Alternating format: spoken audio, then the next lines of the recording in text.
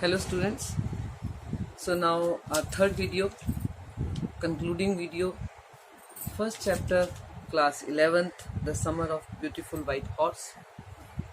So now we have already read up to page number 5, where now Aram also is confirmed that the horse is stolen horse and Murad has stolen, but Aram is now quiet because he thinks that stealing the horse just for a ride, just for sake of adventure, should not be taken as stealing. So that's why he's ready to take the ride on this stolen horse. Now page number 6. He walked the horse quietly to the barn of a deserted vineyard, which at one time had been the pride of a farmer named Fitwazia. Now it means, now every day this Murad was taking rides, and after the rides he was hiding the horse, at this deserted vineyard. Though he first of all tried to show that this is the only day, this is the first day he had stolen the horse, but gradually he accepted. And here only he was now hiding the horse for the last maybe many days. And it was a deserted vineyard, which was once with Fatwazia. This is the name of that farmer. There were some oats and dry alfalfa in the barn. So there were certain oats, still some oats, and then alfalfa is a kind of grass. So it was a now deserted area, or we can say grassy vineyard only. That's why he was hiding the horse here only. So now after hiding the horse, they came back. We began walking home. It wasn't easy, he said, to get the horse to behave so nicely.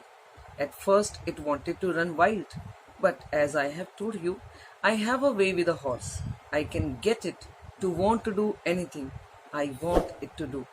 Horses understand me. This is what Murad always feels. He always says that I have a way with the things. I know how to handle the things. How do you do it? I said. I have an understanding with a horse, he said. Yes, but what sort of an understanding? I said. A simple and honest one, he said. Well, I said, I wish I knew how to reach an understanding like that with a horse. You are still a small boy, he said. When you get to be 13, you will know how to do it. So underline when you get to 13. So here actually one more question is answered. If you get this question, what is the age of Murad, then you will say that he is 13 years old. From here only we get to know that he is 13. And what was the age of Aram? He was 9 years old. So now we know the age of both the boys. So that's why he said, when you get to my age, when you are 13, maybe you will also be able to handle the horses. I went home and ate a hearty breakfast. That afternoon, my uncle Khosrow came to our house for coffee and cigarette. He sat in the parlor, sipping and smoking and remembering the old country. Parlor means that area which is meant for smoking. Means it's not that they can sit anywhere and then they can smoke. No, there was a particular area assigned for this activity. So he sat over there. Then another visitor arrived, a farmer named John Byro, an Assyrian who out of loneliness had learned to speak Armenian. So this family was Armenian family, but this new visitor was from Assyria. He was an Assyrian, but because maybe there were no other Assyrians, with whom he could speak in his own language, that's why this farmer has actually learned this language of Armenian people. So that's why he was now comfortable in conversing. My mother brought the lonely visitor coffee. Actually, this man was a very lonely person because there was no other Assyrian in the area. So my mother brought coffee and tobacco, and he rolled a cigarette and sipped and smoked. And then at last, sighing sadly, he said, my white horse, which was stolen last month, is still gone. I cannot understand it. And now, he just said, he never knew that somebody would be hearing this, we can say, particular white horse conversation. He just said, last month only, someone had stolen my white horse, and I'm still waiting that it would come back, but still it's not there. Okay, I do not know where my horse is gone. My uncle Khosrow became very irritated and shouted. I think you still remember this character Khosrow, okay, who gets irritated with each and everything. So he shouted, "It's no harm. What is the loss of horse? Haven't we all lost the homeland? What is this crying over a horse?" He said, "Why you are crying over the horse? So what if horse is lost?" "That may be all right for you, a city dweller, to say," John Byro said. "But what of my Surrey?" Actually, what is Surrey? Surrey is, we can say, kind of carriage, okay, wooden carriage, which is useless without horse. जिसको हम कह सकते हैं घोड़ा गाड़ी. Okay, that is carriage. So he says naturally, my Surrey is useless. I cannot use my Surrey without horse. So, but what of my Surrey? What good is a Surrey without a horse? Pay no attention to it, my uncle Kostov wrote. I walked 10 miles to get here, John Byro said.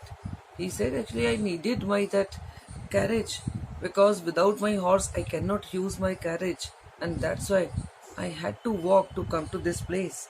Okay, that also 10 miles. You have legs, my uncle Khosrow shouted. Again, he said, so what if you had to walk? My left leg pains me, the farmer said. Pay no attention to it, my uncle Khosrow wrote. The horse cost me $60, the farmer said. I spit on money, my uncle Khosrow said. He got up and stalked out of the house, slamming the screen door. Now this man got angry and he walked out of the house. My mother explained. He has a gentle heart, she said. It is simply that he is homesick and such a large man. Okay, now he went out, maybe without taking coffee. He got irritated the way this Uncle Khosrow was, answering his, was arguing, we can say, in a way. That so what if your horse is gone? So what if your money is gone? So what if you had to walk? So he got angry and he went away.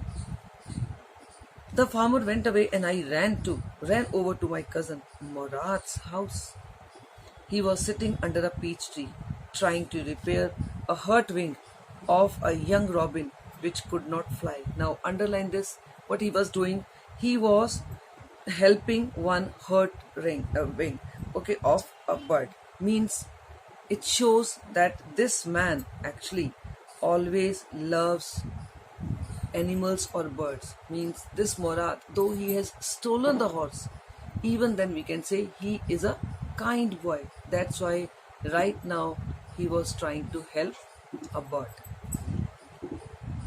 robin bird. Okay, he was talking to the bird. What is it? He said. The farmer, John Byro, I said. He visited our house. He wants his horse. You have had it a month. Now he says, now I got to know. Because John Byro came to my house and he was saying that his horse was stolen last month.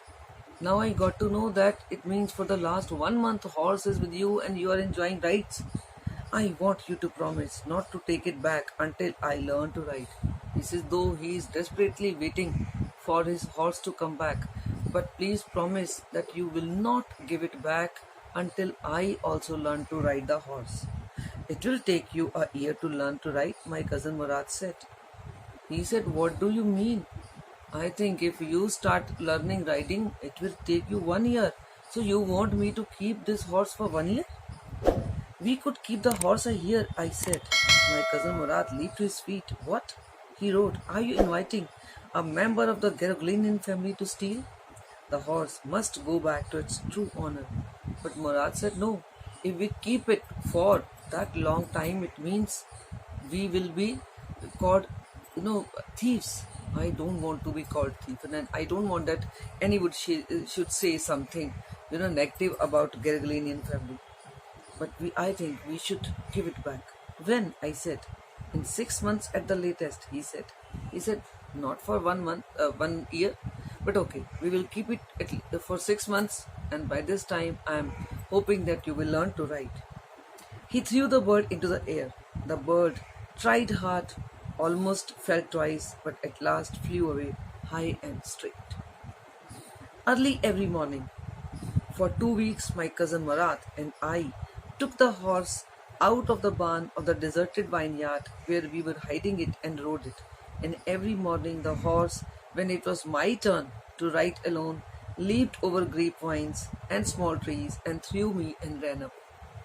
Nevertheless, I hoped in time to learn to ride the way my cousin Murad said. He said, but all the same, I was still hoping that very soon I would also be riding the horse the way my cousin Murad rides. One morning, after 2 weeks, one morning on the way to Fetwazian's deserted vineyard, means after taking the ride when they were going towards that vineyard where they used to hide, okay, what happened? We ran into farmer John Byro, who was on his way to town. Let me do the talking, my cousin Murad said. I have a way with farmers. Now, when they saw that John Byro was coming towards them, Aram got afraid. Why? Because they were having John Byro's horse also. But Murad said, don't worry. Let me talk to them. This farmer, I know how to handle, how to, talk to these farmers. Good morning, John Byro, my cousin Murad said to the farmer. The farmer studied the horse eagerly. Now, farmer, when came closer to them, Murad only, first of all, greeted him. He said, good morning. And instead of answering this greeting, this John Byro, he was curiously looking at the horse because it was the same horse. It was his horse actually. Good morning, son of my friends, he said. What is the name of your horse? He was looking at the horse and then he asked the name of the horse also. My heart, my cousin Murad said in Armenian. Do you remember actually what was the name of the horse? Wazire. But right now, immediately he changed the name and he said, my horse name is My Heart. Okay, he did not tell that this is Wazire because it was original name and naturally John Byro would get to know that this is my Wazire. And that's why he said this is the horse name is My Heart.